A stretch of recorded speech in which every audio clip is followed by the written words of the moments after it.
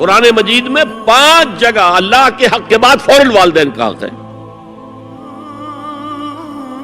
وَقَضَىٰ رَبُّكَ أَلَّا تَعْبُدُوا إِلَّا إِيَّاهُ وَبِالْوَالِدَيْنِ إِحْسَانًا. تیرے رب نے فیصلہ کر دیا ہے کہ اس کے سوا کسی کی بندگی نہیں کرو گے اور والدین کے ساتھ نیک سلوک کرو گے. اللہ کے حکم کے بعد، اللہ کے حق کے بعد والدین کا حق ہے.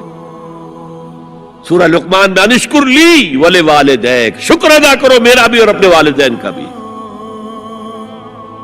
اور سورہ بنی اسرائیل میں تو کیا تفصیل آئی ہے. اما یبلغن عندک الکبر احدہما او کلاہما فلا تقل لهما اف ولا تنہرهما وقل لهما قولا کریما واخفض لهما جناح الذل من الرحمۃ وقل رب ارحمهما كما ربیانی صغیرا. اگر تمہارے والدین میں سے ایک یا دونوں تمہارے پاس بڑھاپے کی عمر کو پہنچ ہی جائیں،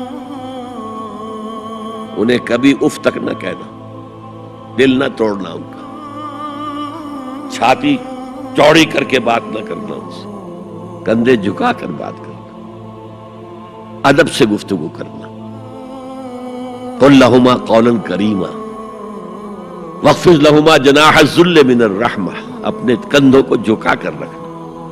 اور پھر کہنا، اللہ سے دعا کرنا، رب ارحمہما کما ربیانی صغیرا، پروردگار میرے ان والدین پر رحم فرمائیو جیسے کہ انہوں نے مجھے پالا تھا جبکہ میں چھوٹا سا تھا. تو خاندان کے نظام کو مستحکم کرنے کے لیے 3 ڈائمنشنز ہیں. جیسے ایک کمرہ ہے، چوڑائی ہے، لمبائی ہے، اونچائی ہے. پہلے تو شوہر اور بیوی کے درمیان bond of love.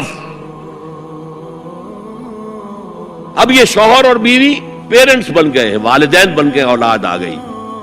Second dimension add ہو گئی، ادب، عزت.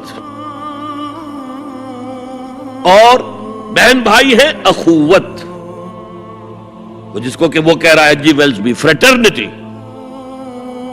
خاندان کا ادارہ مستحکم. یہاں ایک نقطہ اور بیان کر دوں. لیگل لیول پر بیوی کے حقوق کم ہیں، شوہر کے زیادہ ہیں. الرجال قوامون علی النساء، سیدھی سیدھی بات ہے اور ہمیں ڈٹ کر کہنا چاہیے. یہ اس سے زیادہ معقول بات کوئی نہیں ہے. کسی ادارے کے 2 سربراہ برابر کے اختیارات والے نہیں ہو سکتے.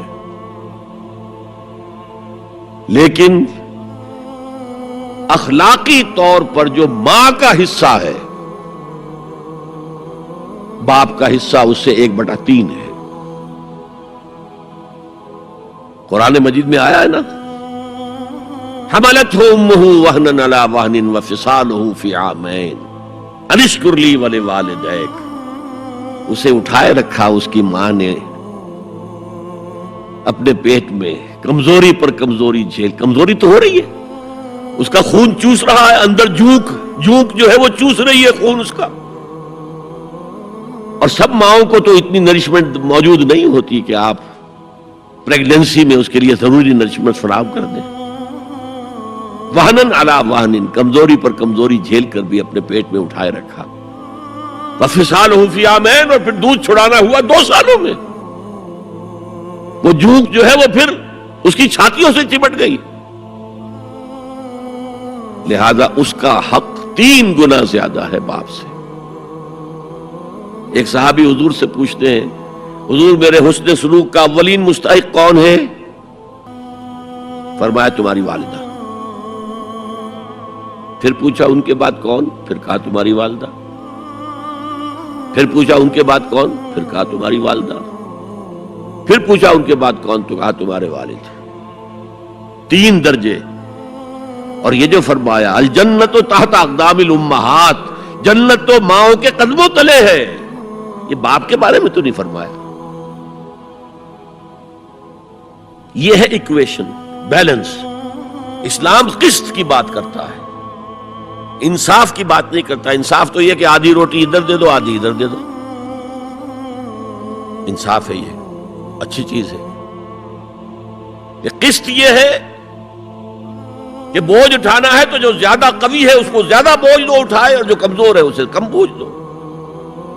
یہ قسط ہے. تو اسلام نے عورتوں پر ذمہ داریاں کم رکھی، ان کے اختیارات کم رکھے، لیکن اولاد پر حق ماں کا 3 درجے فائقہ.